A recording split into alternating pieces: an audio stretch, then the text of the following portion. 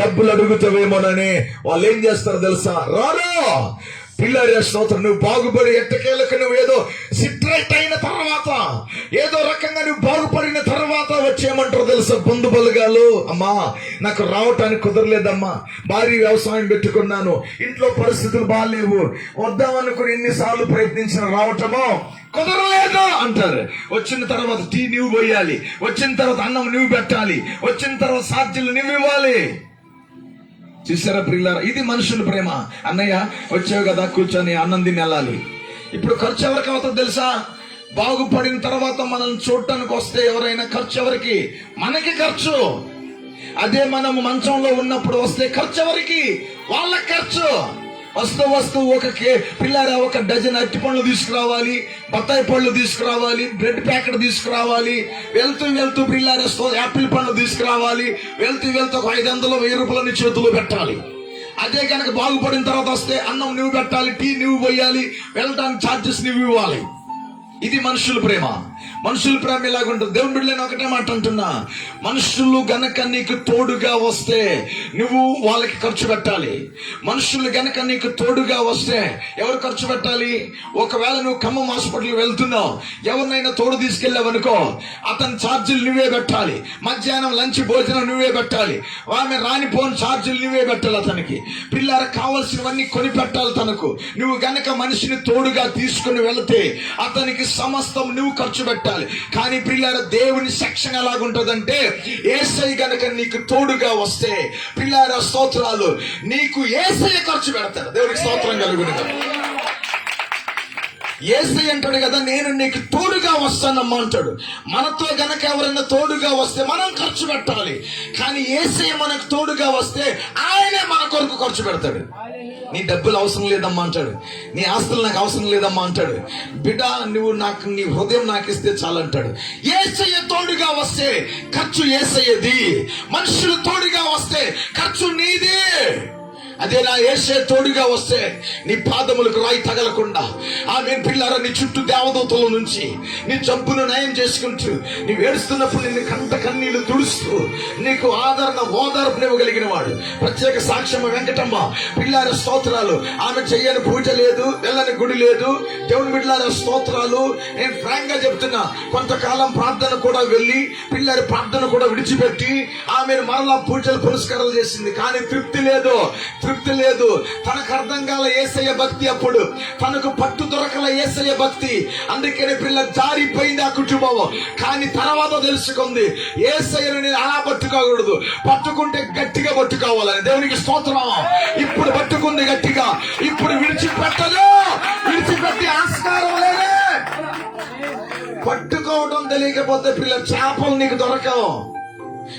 చేపను పట్టుకునే విధానం ఉంటది. అందుకే దేవుడు అంటాడు, గట్టిగా పట్టుకొని విశ్వాసం అంటాడు. తనకప్పుడు బోధించేవారు సరిగా లేక, సరైనటువంటి ప్రార్థన లేక, సరైనటువంటి వాక్యము లేక, పిల్లారా యేసయ్య ఎవరు అర్థం కాక యేసయ్యని గట్టిగా పట్టుకోలేకపోయింది. అందుకని జారిపోయింది కుటుంబం జారిపోయి పిల్లలు అటు ఇటు సంచరించారు. కానీ తర్వాత అర్థమైంది, నేను యేసయ్యను పట్టుకోవటం నాకు కుదరలా, యేసయ్యను ఎలా పట్టుకోవాలి నాకు తెలియలా.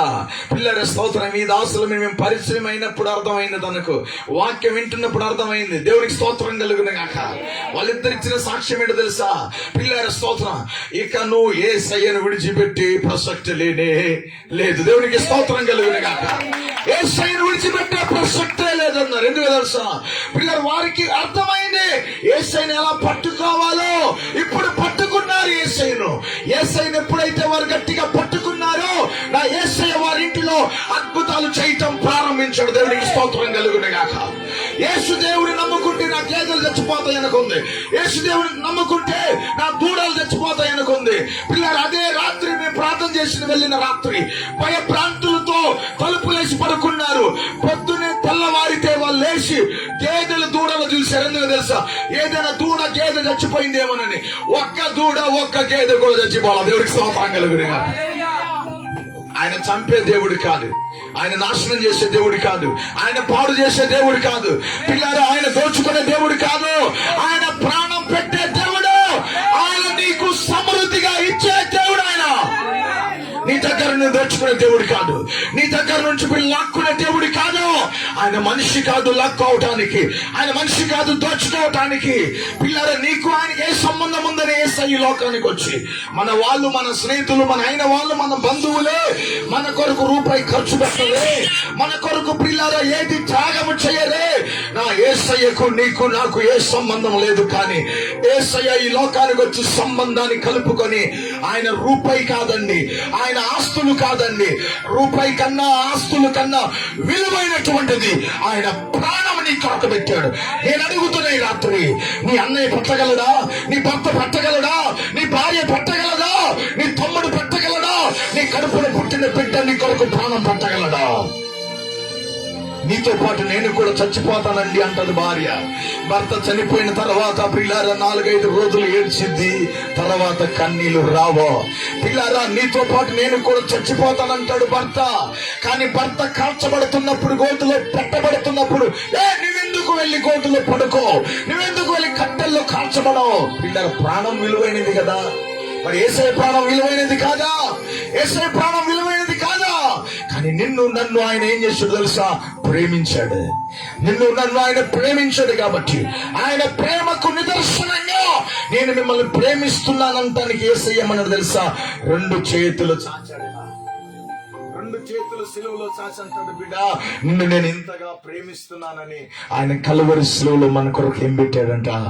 ప్రాణం పెట్టాడు. ఆయన ప్రేమ కలిగిన దేవుడు. దేవునికి స్తోత్రం కలుగునుగా. ఆయన ప్రేమ కలిగినటువంటి దేవుడు. దేవుని బిడ్డ ఈ రాత్రి నేను ఒకటే మాట అంటున్నా, మా అందరి జీవితంలో గొప్ప గొప్ప సాక్ష్యాలు ఉన్నాయి, మా బ్రతుకుల్లో గొప్ప సాక్ష్యాలు ఉన్నాయి. మేము చదువుకున్నటువంటి వారమే, అన్ని చదువులు చదివినటువంటి వారమే, అన్ని గ్రంథాలు చదివినటువంటి వారమే, లోక జ్ఞానం తెలిసినటువంటి వారమే. We are the educated, we are not a normal people, we are the educated. We know that everything, we studied everything, we went to every places. దేవుని బిడ్డలారా స్తోత్రం. మేము సాధారణమైనటువంటి అన్ఎడ్యుకేటెడ్ చదువు సంధ్య లేక ఇక ఇదే పనని బైబిల్ బతుకోవాలా మేము. దేవుని బిడ్డలారా స్తోత్రం. హయ్యర్ ఎడ్యుకేటెడ్ చేసి మేము ఉన్నతమైన చదువులు చదువుకున్నాం మేము. దేవుని బిడ్డలారా ఇందులో ఉంది గొప్పతనం. దేవునికి స్తోత్రం కలుగుతుంది. ఇందులో ఉంది గొప్పతనం. దేవుని బిడ్డలారా మానవులకి కావలసినటువంటిది దేవుని వాక్యం. ఇది మానవ బ్రతుకులు మార్చగలిగినటువంటిది. ఇది మాత్రమే నేను పరలోకానికి తీసుకుని వెళ్ళగలిగినటువంటిది. నిత్య జీవపు మాటలు ఇందులో ఉన్నాయి. నీకు నిత్య జీవాన్ని ప్రసాదించగలిగిన దేవుడైన, నిత్య జీవానికి తీసుకుని వెళ్ళగలిగినటువంటి దేవుడైన, ఇది జీవము కలిగినటువంటి వాక్యం. ఈ వాక్యము నువ్వు చదివితే నీ బ్రతుకులు మారుస్తుంది, నీ జీవితాలు మారిపోతాయి, నీ పాప బ్రతుకులు మారిపోతాయి. యేసయ్య దగ్గర కన్నీళ్ళు కార్చి నువ్వు ఏడుస్తావు, ప్రభువా నేను పాపినని పశ్చాత్తాపడతావు. జీవిత విలువేంటో అర్థమైంది, కుటుంబ విలువేంటో అర్థమైంది, బ్రతుకు విలువేంటో అర్థమైంది. ఇది గనక మనం చదివితే, యేసయ్యని గనక మనం నమ్ముకుంటే, దేవుని బిడ్డలారా ఆయన నిన్ను చంపే దేవుడు కాదు, నిన్ను నాశనం చేసే దేవుడు కాదు, నిన్ను పాడు చేసే దేవుడు కాదు. దేవుని స్తోత్రం కలుగునుగా. నేను అంటున్నా దేవుని బిడ్డలారా స్తోత్రాలు. యేసయ్యని నమ్ముకున్నావు కదా, నీకు విడుదల వచ్చింది కదా, ఎంత ఖర్చు పెట్టావు యేసయ్యకి? అట్లీస్ట్ ఎంత ఖర్చు పెట్టుంటావు? నేను అడుగుతున్నా పిల్లల స్తోత్రాలు. అదే జబ్బు కొరకు, రోగం కొరకు లక్షలు ఖర్చు పెట్టుంటావు. యేసయ్య నీకు ఎంత ఉచితంగా నీకు స్వస్థత ఇచ్చాడు తెలుసా? 1 లక్షని ఖర్చు పెట్టావా లేదా? 50,000 ఖర్చు పెట్టావా లేదా? 10,000 ఖర్చు పెట్టావా లేదా? యేసయ్య ఎంత ఉచితంగా ఇచ్చాడో తెలుసా స్వస్థత. దేవునికి స్తోత్రం కలుగునుగా. దేవుని బిడ్డలారా స్వస్థపరిచే దేవుడు ఆయన, బాగు చేసే దేవుడు ఆయన. దేవుని యొక్క బిడ్డలారా యేసుక్రీస్తు వారు ఒక రోజు ఒక ఎరుకో పట్టణానికి వెళుతున్న ఒక ప్రాంతానికి, ఎరుకో అనబడిన ప్రాంతానికి వెళుతూ ఉన్నప్పుడు పిల్లారా యేసయ్య వెనకాల అనేక మంది జనకూటం ఉన్నారు, చాలా మంది జనాలు ఉన్నారు తన వెనకాల. దేవుని బిడ్డలారా యేసయ్య ఎరుకో అనబడిన ప్రాంతానికి వెళుతున్నప్పుడు త్రోవ ప్రక్కన ఒక గుడ్డివాడు, ఆ గుడ్డివాడికి అంటే 2 కళ్ళు కనబడవండి గుడ్డివాడు, ఆ గుడ్డివాడు త్రోవ పక్కన, రోడ్డు పక్కన కూర్చొని వస్తున్న వాళ్ళని, వెళుతున్న వాళ్ళని ఏమడుగుతున్నాడు తెలుసా? భిక్షం అడుగుతున్నాడంట. భిక్షం. గుడ్డివాడికి ఎవడన్నం పెడతాడండి? పిల్లల స్తోత్రం. గుడ్డివాడు ఏదైనా పని చేయగలడా? పని చేయలేడు. కానీ దేవుని బిడ్డల స్తోత్రం. ఇంట్లో అందరూ చుట్టుపోటు మాటలు, అరే నీ కాళ్ళు చేతులు బాగానే ఉన్నాయి కదరా, కళ్ళే లేవు కదా, అడుక్కోవచ్చు కదా, వెళ్ళి అడుక్కొని తీసుకొస్తే నీకు అన్నం పెడతాం కదా. బహుశా భార్య అని ఉండవచ్చు ఆ మాటలు, అన్నదమ్ములు అని ఉండవచ్చు ఆ మాటలు. దేవుని బిడ్డల స్తోత్రం. గుడ్డోడు కర్ర సపోర్టుతో కర్ర పట్టుకొని తడుముకుంటూ రోడ్డు పక్కన కూర్చొని భిక్షం అడిగేవాడు.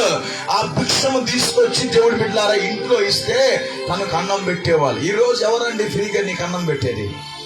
నీ భర్త కనుక పని చేయకుండా ఇంటికాడు ఉంటే నువ్వు ఊకుంటావా? చుట్టుపక్కల వాళ్ళు వెళ్ళి పని చేస్తున్నారా అంటావు, అనవా? నీకేమైంది? పొద్దున 10 గంటలు లేస్తావు, కడుపు నిండా తిని. పిల్లల స్తోత్రం. పిల్లలు ఉన్నారు, ఖర్చులు ఉన్నాయి, నువ్వు ఎలాగుంటే ఎలా? రూపాయి సంపాదిస్తావు, ఆ రూపాయి మొత్తం నీ కడుపులోనే పోసుకుంటావు కదరా. కూరగాయలు ఎలాగ వస్తాయి, సరుకులు ఎలాగ వస్తాయి, ఎన్ని రకాలుగా అంటాం తెలుసా. ఇంట్లో గనక మగవాళ్ళు పని చేయకుండా తీసుకొచ్చి పెట్టకపోతే ఆడోళ్ళు కసరిస్తా ఉంటారు. సరిగా అన్నం పెట్టరు, పెట్టినా కూడా 4 తిట్లు తిట్టి పెడతారు వాళ్ళకి. రే నువ్వు కష్టపడ్డావా? 1 రూపాయి దొరికింది, నువ్వు వరకు నీ కడుపు చూసుకున్నావు, తాగేసావు. నా పరిస్థితి ఏంటి? పిల్లల పరిస్థితి ఏంటి? పిల్లల స్తోత్రాలు. ఎవరు కూడా పని చేయకోకుండా అన్నం పెట్టరు. పని చేయకోకుండా అన్నం తింటాం కూడా కరెక్ట్ కాదు. దేవుని బిడ్డల సోమరి అంటారు వాళ్ళని. వాళ్ళు ఏమంటారు తెలుసా? సోమరి. దేవుని బిడ్డల కష్టపడాలి, శ్రమ పడాలి. ఈ లోకంలో కష్టపడుకునేది రాదు. నీ కష్టాన్ని దేవుడు ఆశీర్వదిస్తాడు, శ్రమను దేవుడు ఆశీర్వదిస్తాడు. సోమరిగా ఉండదు. దేవుడు నీకు 2 కాళ్ళు చేతులు ఇచ్చాడు, మంచి కుటుంబం ఇచ్చాడు. దేవుని బిడ్డల స్తోత్రం. కుటుంబం కొరకు ప్రయాసపడు. పోనీ గ్రామం కొరకు ప్రయాసపడకపోయినా, దేశం కొరకు ప్రయాసపడకపోయినా, నీ భార్య బిడ్డల కొరకు ప్రయాసపడు. నువ్వు ఆమె డెవలప్ అవటానికి ప్రయత్నం చేయి. కనీసం ఒక మంచి ఇల్లు కట్టుకో, కనీసం నీ భార్య కడుపుని అన్నం పెట్టుకో, కనీసం నీ పిల్లలను బాగా చూసుకో, చాలు. ఒకవేళ నీకు ఉంటే ఇతరులకు పెట్టు, లేకపోతే అవసరంలా. కానీ నీ పరిస్థితి సరిగా లేనప్పుడు ఇతరులకు నువ్వు ఎలా పెట్టగలుగుతావు? దేవుని బిడ్డల స్తోత్రం. అందుకే రాత్రి దేవుని వాక్యం ఏం సెలవిస్తుంది తెలుసా? నీ పరిస్థితిని మార్చగలిగిన దేవుడు నా దేవుడు. నీ పరిస్థితులను మార్చగలిగిన దేవుడు. నీ రూపాయి చిల్లి సంచిలోకి వెళ్లకుండా నీ కష్టము నువ్వు నీ భార్య పిల్లలు తినేటట్లు చేస్తాడు దేవుడు. నిజమే. దేవుని బిడ్డలారా స్తోత్రాలు. గత 2 సంవత్సరాల నుంచి మాకు మా కుటుంబానికి, మా పిల్లలకి 2-3 సంవత్సరాల నుంచి వీళ్ళ ఆర్ఎంపీకి డాక్టర్స్ బిల్స్ లేవు. మాకు ఒక ఫ్యామిలీ డాక్టర్ ఉన్నాడు దంపేట. ఆయన అంటాడు, ఏంటండి పాస్టర్ గారు 3 సంవత్సరాల నుంచి పిల్లల్ని కనీసం హాస్పిటల్కి తీసుకురావట్లేదు అంటాడు. జలుబులు, దగ్గులు, జ్వరాలు తీసుకురావట్లేదు అంటాడు ఆయన. దేవుని బిడ్డలా నేను అంటున్నా, దేవుడు నాకు ఆదా చేస్తున్నాడండి అన్న. దేవునికి స్తోత్రం. దేవుని యొక్క బిడ్డలారా, దేవుడిచ్చే గొప్ప మేలేంటి తెలుసా? హాస్పిటల్కి వెళ్లకుండా, పిల్లల ఆర్ఎంపీలకు డబ్బులు పోయకుండా ఆ డబ్బులు మిగిలినట్ట కాదా? నీ కష్టం ఎవరికి వెళ్తుందో తెలుసా? ఆర్ఎంపీ చేతుల్లోకి వెళ్తుంది. నీ కష్టం ఎవరికి వెళ్తుందో తెలుసా? హాస్పిటల్కి వెళ్తుంది. నీ రోగం కొరకు వేల డబ్బులు వెచ్చిస్తున్నావు. అదే డబ్బులు నీకుంటే నువ్వేదో ఇల్లు కట్టుకోలేవా? మంచిగా పిల్లల్ని పోషించలేవా? నీకు కష్టం అనేది సొమ్ము అక్కడ దోచుకుంటున్నాడు. అదేనండి పిశాసి దెయ్యము నీకు సంతోషం లేకుండా నీ కష్టాన్ని లాక్కెళ్తూ ఉన్నాడు. ఈ రాత్రి నేను అంటున్నా, నీ కష్టం నీకు మిగలాలంటే దేవుడు అంటాడు, బిడ్డ నా యందు నువ్వు నమ్మిక ఉంచు, నా యందు విశ్వాసం ఉంచు, నీ పరిస్థితిని మారుస్తా. ఇంట్లో అందరు తిడతా ఉంటే కర్ర పట్టుకొని తడుముకుంటూ రోడ్డు పక్కకు వెళ్ళి ఆ గుడ్డివాడు భిక్షం అడిగేవాడు. అయ్యా 1 రూపాయి దానం చేయండి బాబు, 1 అర్ధ రూపాయి దానం చేయండి బాబు అని భిక్షం అడిగేవాడు ఆయన. దేవుని బిడ్డలారా స్తోత్రం. ఒక రోజు ఆయన ఆ త్రోవ పక్కకు వెళ్ళి ఆ దారి పక్కన, ఆ రోడ్డు పక్కన భిక్షం అడిగేవాడు వస్తున్న వాళ్ళని, వెళుతున్నటువంటి వాడిని తన దగ్గర పిల్లల స్తోత్రం ఒక కర్ర ఉంటుంది తడుముకోవటానికి. భిక్షగాడి దగ్గర ఏముంటుందండి? చేతిలో ఒక కర్ర ఉంటుంది, ఒక చేతిలో ఒక చెప్పు ఉంటుంది. పిల్లార స్తోత్రాలు. తన ఒంటి మీద ఒక వస్త్రం, టవలో లేకపోతే సాల్వోనో ఏదో ఒకటి ఉంటుంది. 3 వస్తువులు ఉంటాయి గుడ్డివాడి దగ్గర, బిచ్చగాడి దగ్గర. గుడ్డివాడి దగ్గర ఏముంటది అంటే కర్ర ఉంటుంది, బిచ్చగాడి దగ్గర ఏముంటది? చెప్పు ఉంటుంది. పిల్లార ఒంటి మీద ఒక టవల్ లాంటి వస్త్రం ఉంటుంది. మూడు విషయాలు ఉంటాయి తన మీద. ఈ గుడ్డివాడు కూడా ఒక కర్ర పట్టుకొని, ఒక చిప్ప పట్టుకొని, ఒక వస్త్రం ఒంటి మీద కప్పుకొని ఆ రోడ్డు పక్కన కూర్చొని భిక్షం అడుగుతుండేవాళ్ళంట. పిల్లల స్తోత్రాలు. రోజంతా భిక్షం అడిగితే ఒక 200 100 వస్తే అవి తీసుకొచ్చి ఇంట్లో ఇస్తే అవి తీసుకొని ఇంట్లో వాళ్ళు అన్నం పెట్టేవాళ్ళు. దేవుని బిడ్డలారా స్తోత్రం. తన పరిస్థితి మారదా అనుకున్నాడు. ప్రతిరోజు ఏడ్చేవాడు. ఎందుకు ఇలా పుట్టానా అని ఏడుస్తూ ఉండేవాడు. నా జీవితం ఎందుకు ఇలా అయిపోయిందని ఏడుస్తూ ఉండేవాడు. చాలా మంది పిల్లలు ఈ రోజు వాళ్ళ బ్రతుకులను వాళ్ళు తిట్టుకునేటటువంటి వాళ్ళు ఉన్నారు. వాళ్ళ బ్రతుకులను వాళ్ళు శపించేటటువంటి వాళ్ళు ఉన్నారు. పిల్లలు, నేను చనిపోయినా బాగుండును, ఎందుకురా నాకు ఈ జన్మ, ఎందుకు నాకు ఈ పాడు మనిషిని బ్రతుకు, ఎందుకు నాకు ఈ పాడు బ్రతుకు అని తిట్టుకునే ఆడవాళ్ళు ఉన్నారు, తిట్టుకునే మగవాళ్ళు ఉన్నారు. పిల్లల స్తోత్రం. నా బ్రతుకు ఎందుకు ఇలా ఉందో, అందరి బ్రతుకులు బాగానే ఉన్నాయి, నా బ్రతుకు ఎందుకు ఇలా ఉందో, నేను పుట్టకుండా ఉన్నా బాగుండును, చచ్చిపోయినా బాగుండును, పాడు జన్మ, పాడు బ్రతుకు, ఎందుకు నాకు ఈ బ్రతుకని పొద్దున లేచిన కానుంచి బ్రతుకును జీవితాన్ని తిట్టుకునేటటువంటి వాళ్ళు ఉన్నారు.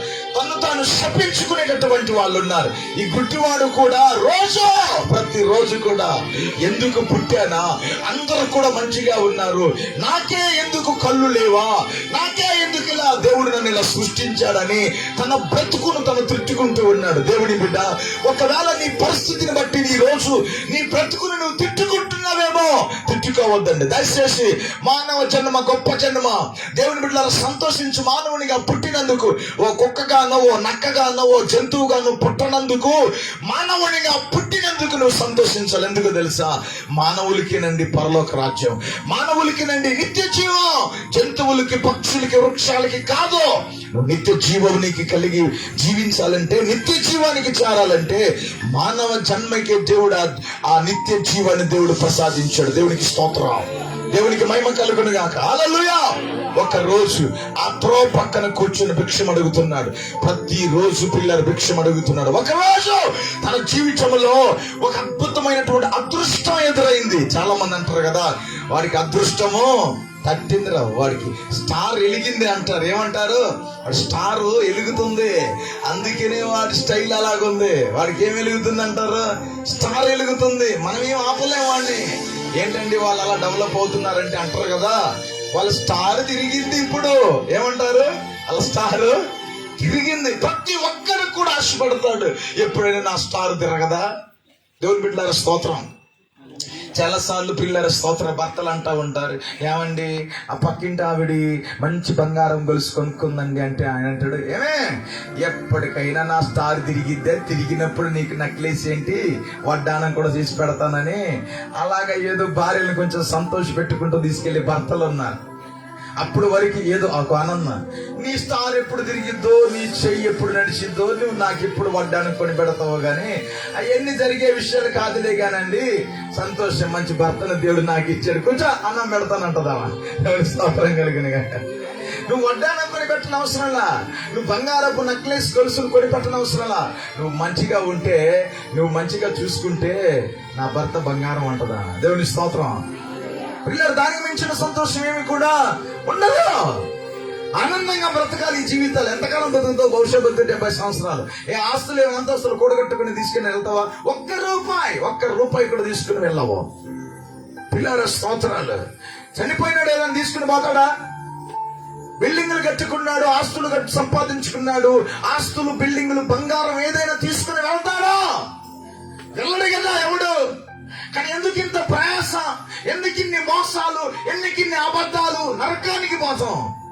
ఉన్న కాలం ఏదో సంతోషంగా ఆనందంగా బ్రతికితే చాలు. ఉన్నంత కాలం పిల్లరా దేవుని కలిగి బ్రతికితే చాలు.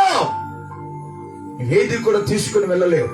నేను ఒక సమాధి కార్యక్రమానికి వెళ్తే ఒక ఆయన గోతులో పెట్టామని తీసుకెళ్ళి, గోతులో పెడితే పరిగెత్తుకుంటూ వచ్చి 500 నోటు వాడి నోట్లో పెడుతున్నాడు. 500 రూపాయలండి.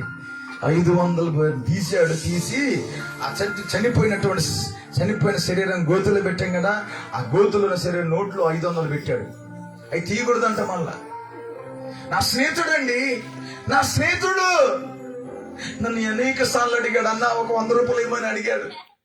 అనేక సార్లు అడిగాడు నాకు ఒక 100 రూపాయలు ఇవ్వమని, కానీ ఇవ్వలేకపోయా. చచ్చిపోయిన తర్వాత తీసుకొచ్చి 500 పెడతాడు. అక్కడ తీసుకెళ్తాడా?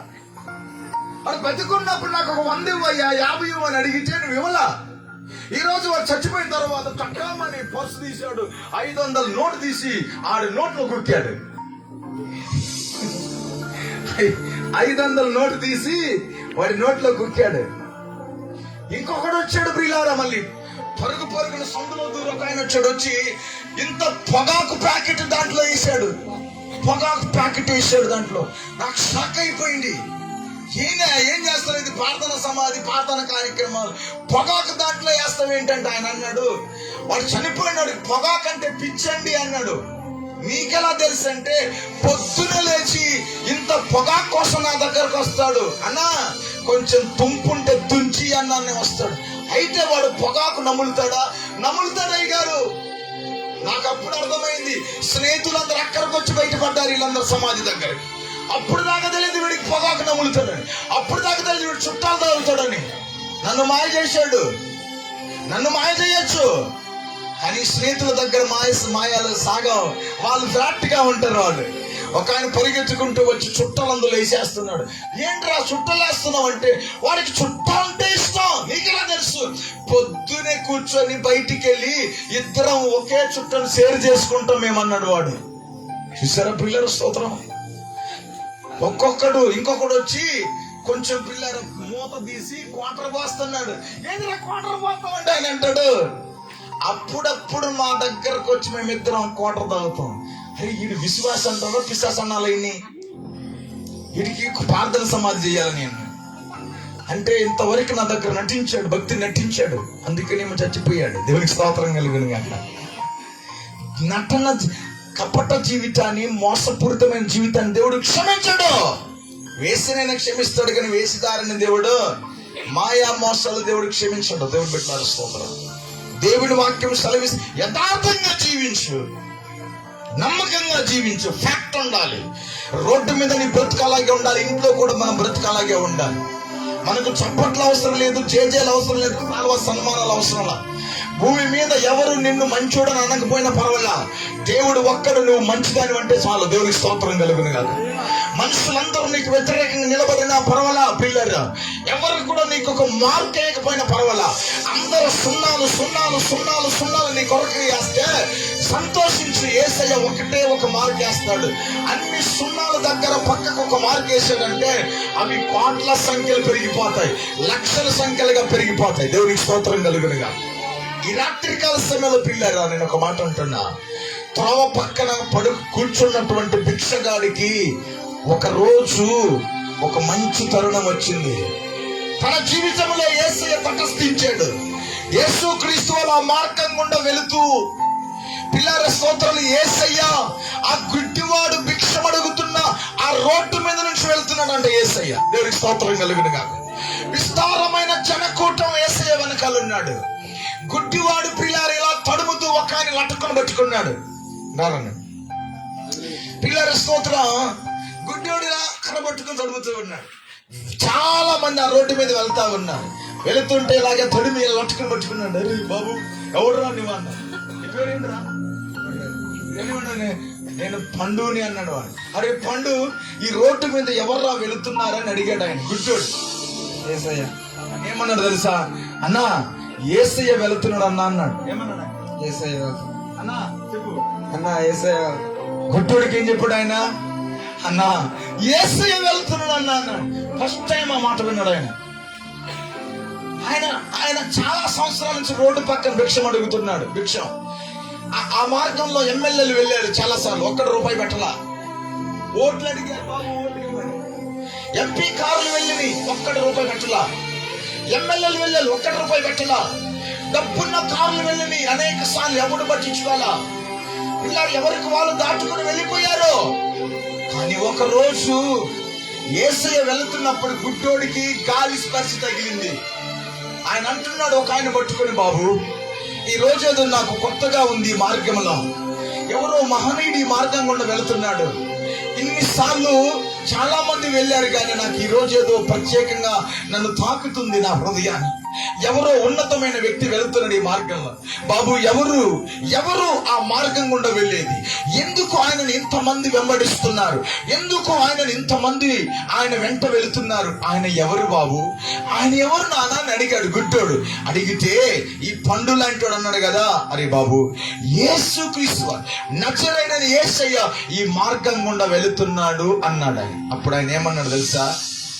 దావీదు కుమారుడా నన్ను దాటిపోకయా, నజరేతువాడ నన్ను విడిచిపోకయా.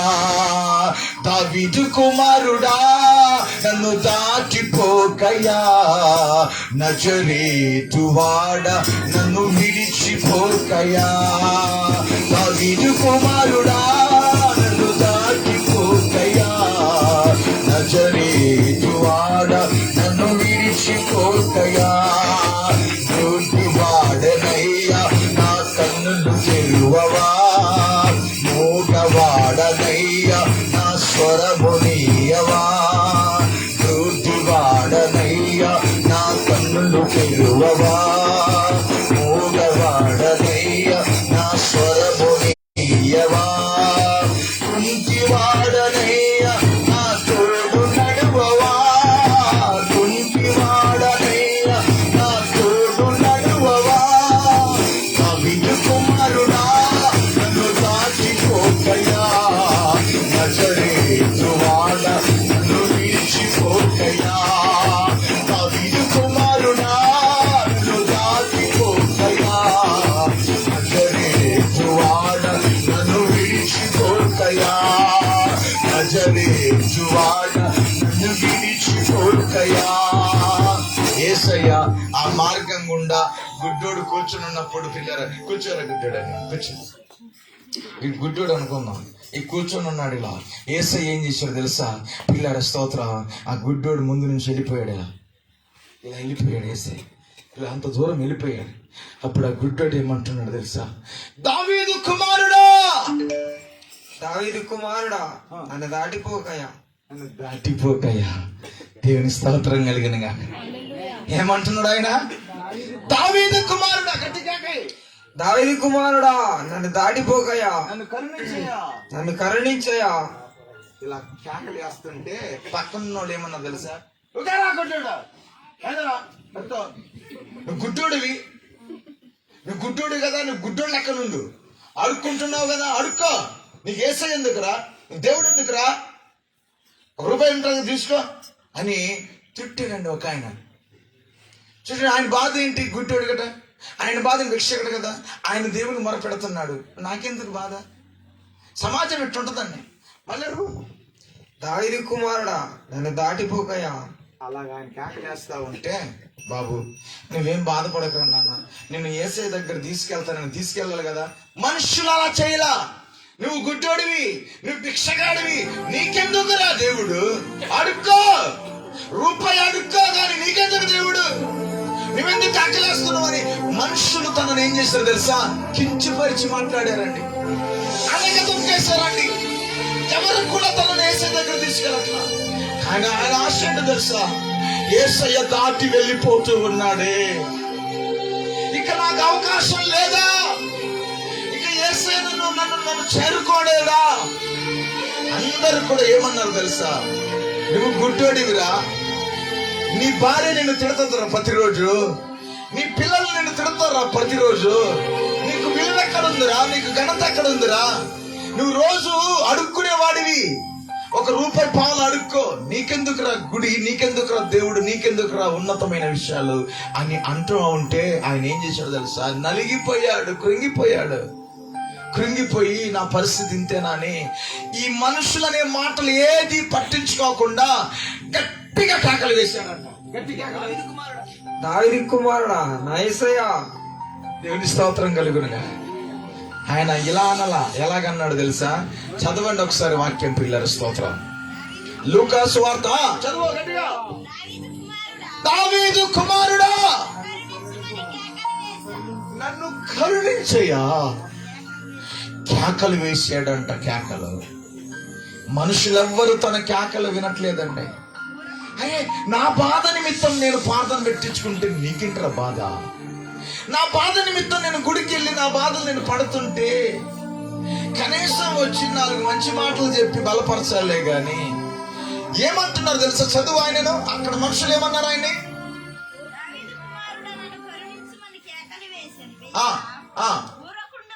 ఊరుగా అంటున్నారు మనుషులా. చూసారా, వాక్యంలో ఉందా లేదా? ఊరుకో అని గద్దించారంట. కానీ మరి ఎక్కువగా కేకలు చేశాడు. దేవుని స్తోత్రం కలిగిన ఎవరు ఎక్కువగా కేకలు వేయగలరు? గట్టిగా కేకలు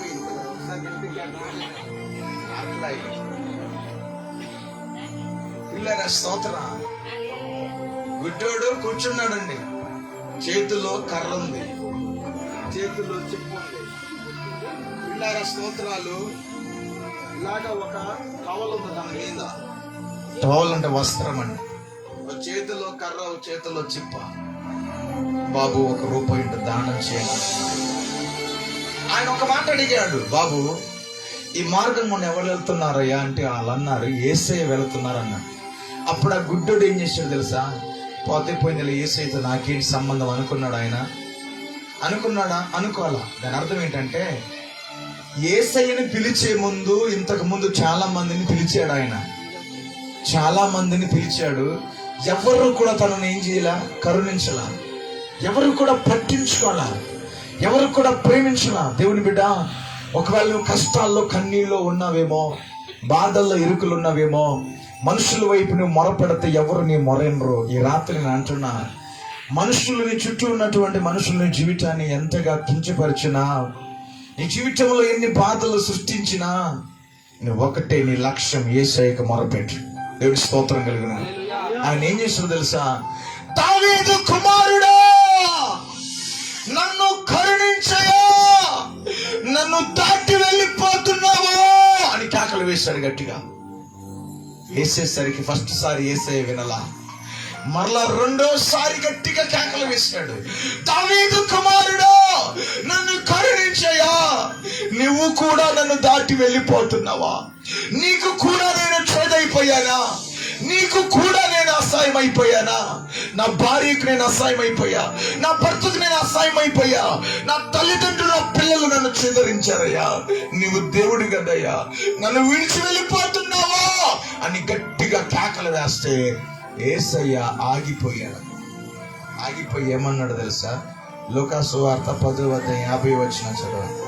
ఆయన అన్నాడు, ఆ గుడ్డుని నా దగ్గరికి తీసుకొని రండిరా అన్నాడు. దేవుని స్తోత్రం. ఎంత గట్టిగా కేక వేస్తే విన్నాడు తెలుసా నీ మొర? నువ్వు గట్టిగా కేకలు వేసి ప్రార్థన చేసుకోవాలి. దేవునికి ఏం చేయాలి? నువ్వు మొర పెట్టాలి. మనుషులకు మొర పెడితే దేవుడు, మనుషులు నీ బాధలు తీర్చరండి, కించపరుస్తారు. ఏ గుడికి వెళ్తున్నావు కదా, ఎందుకు ఇంకా బాధలు నీకు? నువ్వు ప్రార్థనకి వెళ్తున్నావు కదా, ఎందుకు అలాగున్నావు? ప్రార్థనకి వెళ్తే బాధలు ఉండవు కదా అంటారు. మనుషుడికి బాధలు రాకపోతే ఏమొస్తాయి? కానీ 4 ధైర్యం కలిగిన మాటలు చెప్పాలి మనం.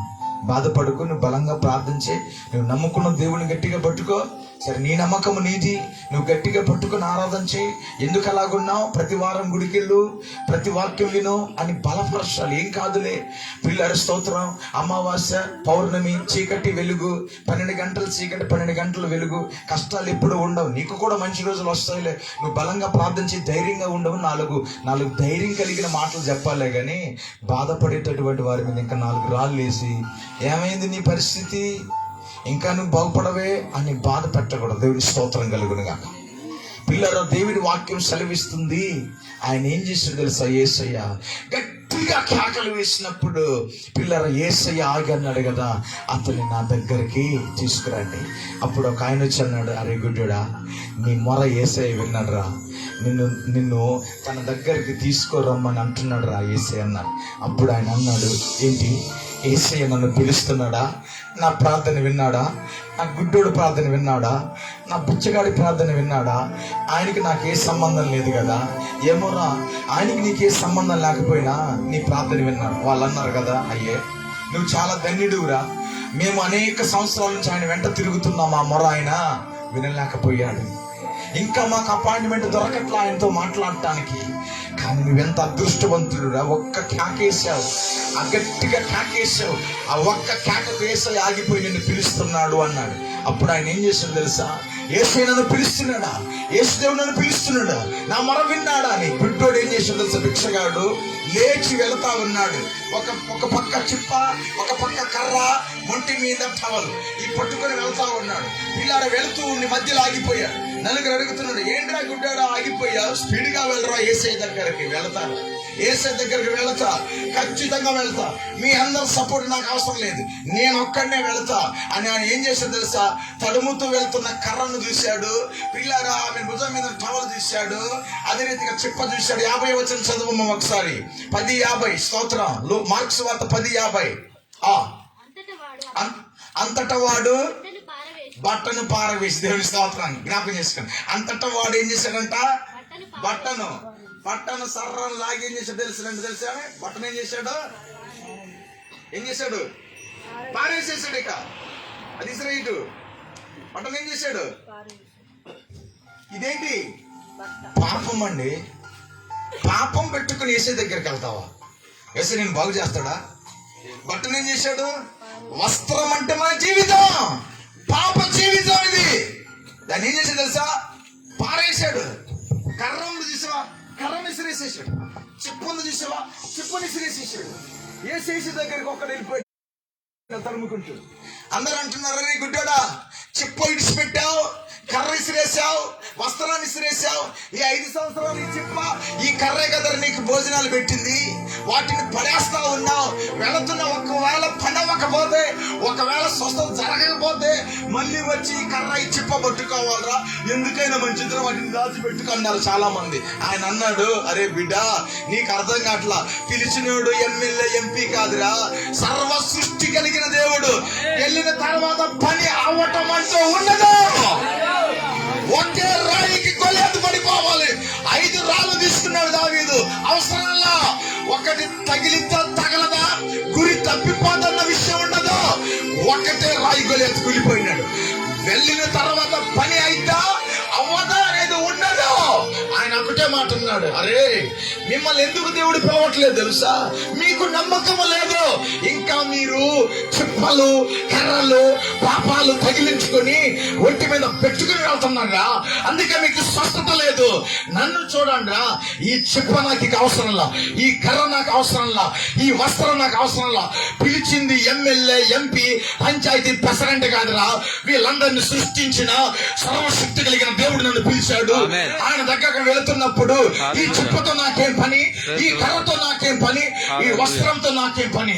అక్కడికి వెళ్ళిన తర్వాత చూస్తా ఉండండి మీరు, జీవితం మారి బయటకు వస్తా నేను, స్వస్థత పొంది బయటకు వస్తా నేను, అద్భుతంగా చూసుకుంటూ బయటకు వస్తా. అరే గుడ్డోడా, ఏం మాట్లాడుతున్నా? మాటలు కాదు ఇవి, చేతలతో చూపిస్తాను బ్రతుకన్నాడు ఆయన. దేవుని స్తోత్రం కలుగును గాక. వెళ్ళాడు, యేసయ్య ముందు నిలబడ్డాడు. యేసయ్య చూసి అన్నాడు, నీకేం కావాలన్నాడు. ఆయన అన్నాడు, నాకు ఒక బిల్డింగ్, ఆమెను ఒక మంచి బెంజ్ కారు, నాకు 10 లక్షలు కావాలని అడగలేదు ఆయన. ఆయన ఒకటి అన్నాడు, అయ్యా నాకు కారు వద్దు, డబ్బు వద్దు, బిల్డింగ్ వద్దు, నాకు చూపు కావాలయ్యా అన్నాడు. నీకేది అవసరం అదే అడుగు, అవసరం లేని అడగకో. నువ్వు అవసరం లేని అడగటాన్ని బట్టి నీకు రావట్లా, నీకు అవసరమైన అడుగు, ఈ రాత్రి దేవుడు నీకు ఇస్తాడు. ఆయన ఒకటే అన్నాడు. యేసయ్య అడిగాడు, ఇలా చూసి, నీకేం కావాలి బిడ్డ అన్నాడు. నేను అంటున్నా, యేసయ్య ఆ మాట ఎందుకు అడిగాడు నీకేం కావాలని? యేసయ్యకి తెలియదా అతనికి చూపు కావాలని? యేసయ్యకి తెలియదా అతను గుడ్డోడని? తెలుసు. కానీ ఎందుకు అడిగాడు తెలుసా? ఒకవేళ నువ్వు డబ్బులు అడుగుతావేమో, ఒకవేళ నువ్వు బిల్డింగ్ అడుగుతావేమో, ఒకవేళ నువ్వు కారు అడుగుతావేమో, అసలు నీ గుండెకాయలు ఏముందో, నీ మనసులో ఏముందో అది బయట పెట్టాలని దేవుడు అడిగాడు ఆ మాట. అందుకే ఆయన ఏమన్నాడు తెలుసా? నాకు ఇవేమీ వద్దయ్యా, నాకు చూపి నాయన, ఇది వస్తే చెప్తా, నీ పాట పాడుతా, నేను ఆరాధిస్తా, నీ గుడికి నడిచేస్తా, ఇక నాకెవరితో సంబంధం లేదు. యేసయ్య ముట్టన్నాడు, నీ విశ్వాసం నిన్ను స్వస్థపరచును గాక అన్నాడు.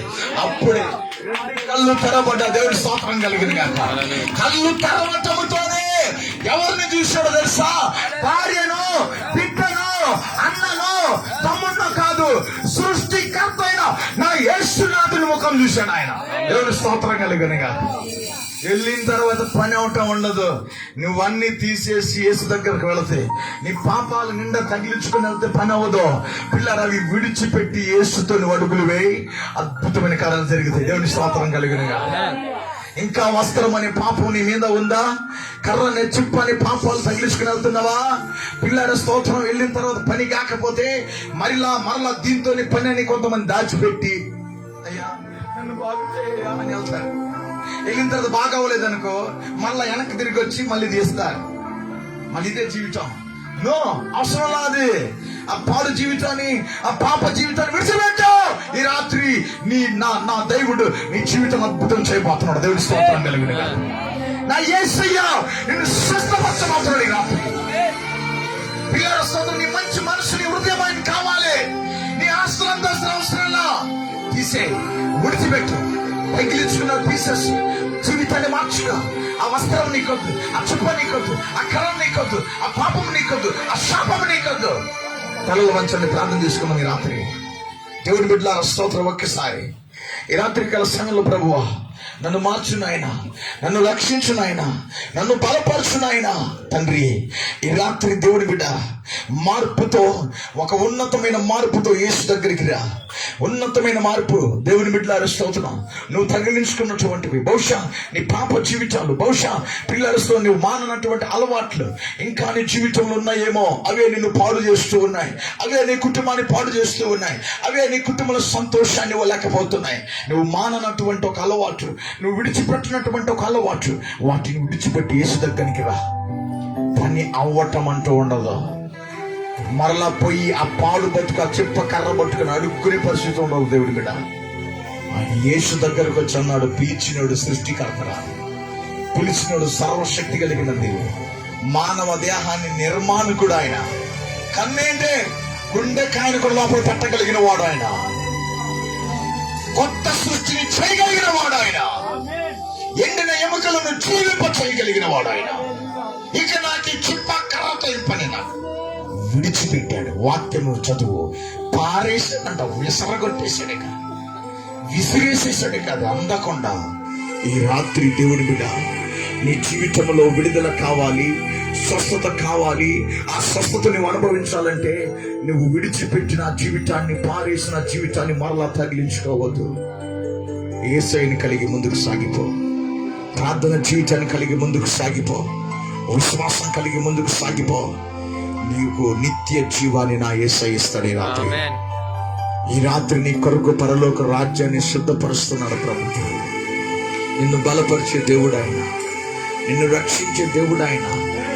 ఈ రాత్రి దేవుని బిడ్డ నీకు విడుదల ఇచ్చాడు. ఈ రాత్రి దేవుని బిడ్డలారా, కుటుంబ సభ్యులారా, విడుదలను కాపాడుకోండి. ప్రభుకి కృతజ్ఞత చెప్పుకుంటూ, ప్రభువా ఈ గుడ్డివాన్ని కనికరించావా, నాకు చూపునిచ్చావా, ఈ దీనురాలికి, పేదరాలికి నాకు స్వస్థత ఇచ్చావా అని దేవునికి కృతజ్ఞతలు చెప్పుకుంటూ నీ జీవితాలు ప్రభువులో కొనసాగండి. దేవుడు పిల్లల మతం మారమని చెప్పట్లా, మార్గం ఇది. నీ మతమే మారనవసరం, నీ పేర్లేమి తీసేయని అవసరం, నీ ఆధార్ కార్డు, ఓటర్ కార్డు, నీ పేర్లేం మారవో. మనది కోయ జాతి, ఈ పిల్లల జాతి మారదు, నీ కార్డులు పేర్లు మారవు. కానీ నేను అనేది ఏంటో తెలుసా, నీ మార్గాన్ని మార్చుకో. యేసయ్య మార్గం పరలోకానికి. ఆ యేసు దేవుడి ద్వారా నువ్వు పరలోకం వెళ్తావు. కానీ ఇవేవి తీసినటువంటి అవసరంలా, ఇవి ఆడికి పోవు, నీ దగ్గరే ఉంటాయి ఇవి. దేవుని బిడ్డలారా స్తోత్రం. యేసయ్య నిత్య జీవం ఇవ్వగలిగిన దేవుడు, మార్గమైనటువంటి దేవుడు, పరలోకానికి చూచగలిగిన దేవుడు ఆయన, సంతోషం ఇవ్వగలిగిన దేవుడు ఆయన. దేవుని బిడ్డలారా, పై వస్త్రాలు కాదు, లోపల హృదయము చింపబడాలి. రాత్రి వస్త్రాలు చింపడం కాదు, మనం హృదయము చింపబడాలి. హృదయము దేవుని కొరకు సమర్పించబడాలి. హృదయము దేవునికి అంకితం చేయాలి.